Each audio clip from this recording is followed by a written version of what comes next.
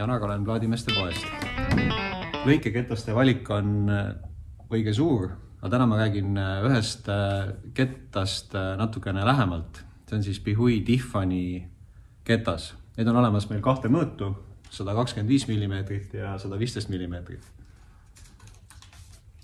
Tegelikult kõiki kettaid ongi meil nagu kahte mõõtu ja siin on nagu sellepärast, et üldiselt on, kes kasutab ketaslõikurit, ta teab, et 125 ketas peab olema ja ta peab selle saama.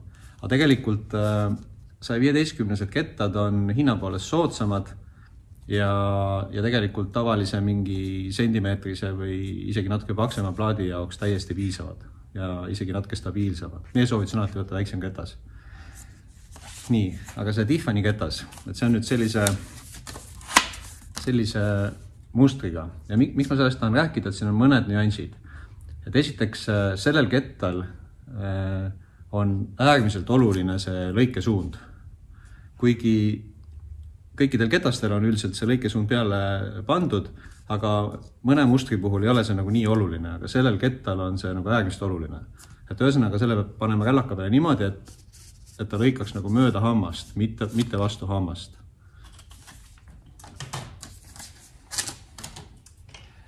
Aga nüüd ongi, et kui see ketas võtta, siis ühelt poolt on kõik need labelid siin peal ja kirjad, teisel pool ei ole.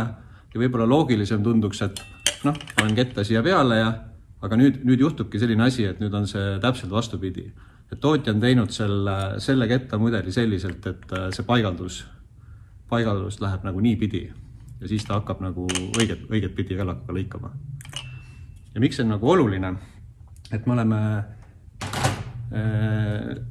näinud, et kui see ketas panna valepidi peale, siis see ketas võib puruneda.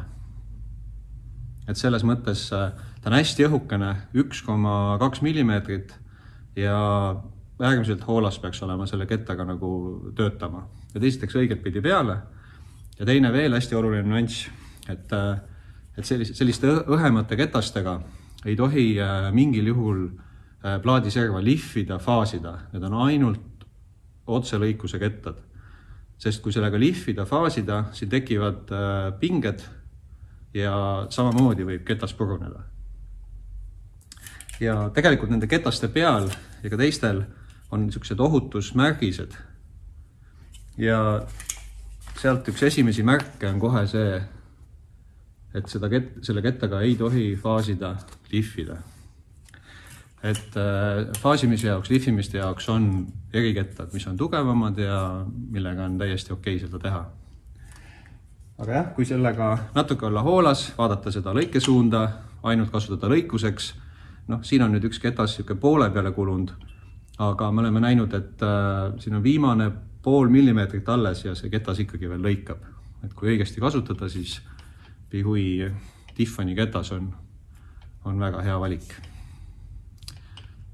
Plaadimeeste pood, Juhan Smuulitee 42, tule külla või vaata kodulehelt ja saad ka e-poest tellida www.plaadimehed.ee.